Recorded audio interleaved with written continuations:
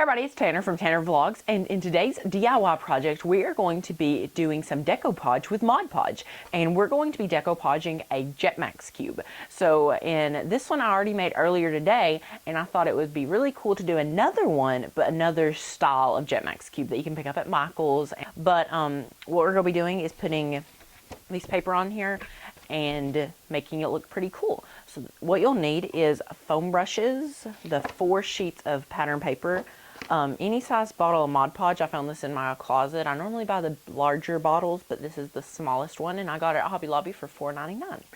And what you'll need is a Jetmax cube already put together and a screwdriver to unscrew the screws that you put into your Jetmax cube. Let's get started. Okay, so what you'll need to do is to take all your drawers out, and this is the size we're actually working with today, but in the one we did before, we used the more common one, or the one I think that's more common. So then this is what it looks like after the things are not in there, if you're wondering.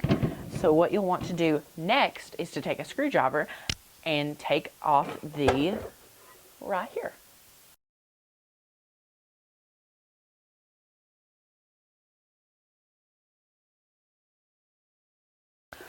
Okay, so the first one's off, and then you need to do that to the next 4 or the next 3. And what I do is put the screws and this right here into one of the drawers. It doesn't matter which one.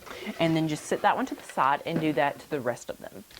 So what I like to do is to take your cardstock, and we'll take this blue color first, and just align it where you're going to need to cut it with your trimmer. So align it up like so, and you can sort of see this, and you want to hold it with your hand at the corners and make marks with a pencil.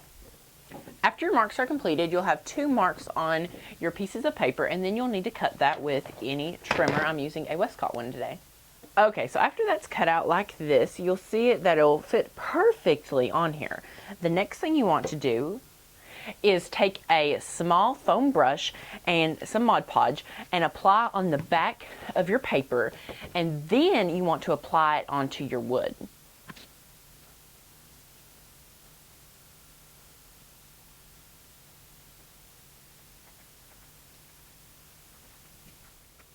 Okay, so after that is done, it'll start looking like this. After you apply the Mod Podge and put it on, you want to make sure that it stays down and goes down really nice. So just make sure that, you sort of hold it down, and you'll maybe even be able to feel where you unscrewed the screws. That is totally okay. We're actually going to fix that with the screwdriver, and we're going to poke those holes through before we put the sealing coat on there. So that will be okay, and you really won't feel that. Just make sure that you pat it down and make sure that it dries good before you put that second coat on there. You just want to make sure this looks okay. Since this isn't actually real wood, it's more like laminate, it's not going to be a little bit harder to get this to stay on seal it.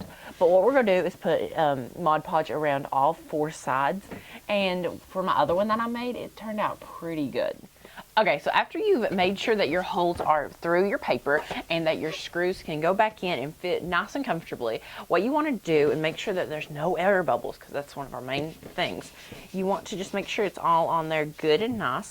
Then we're just going to take some more Mod Podge on here and apply it, dip it in our Mod Podge. You can put this in like a cup or something, but I like to take it just straight out of the little bottle.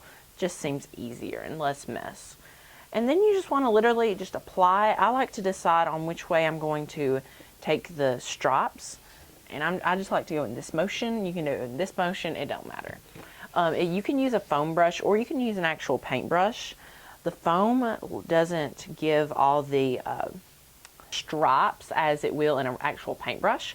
This is actually, it doesn't show as much because it's foam. So you just want to make sure that you get around the edges.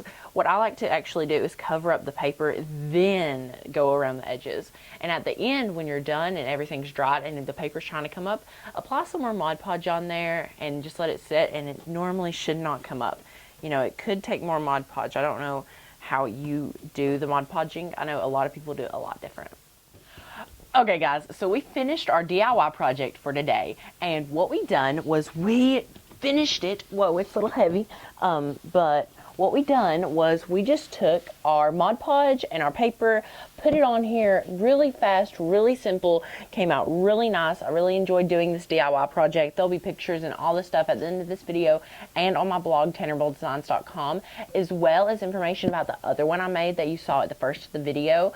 And what I wanted to do was make it different colors, not only because, you know, different colors is really cool, but different colors. So say in the red one you see here, we can keep our ribbon. In the green one, we can keep stamps. In the orange one, we can keep ink.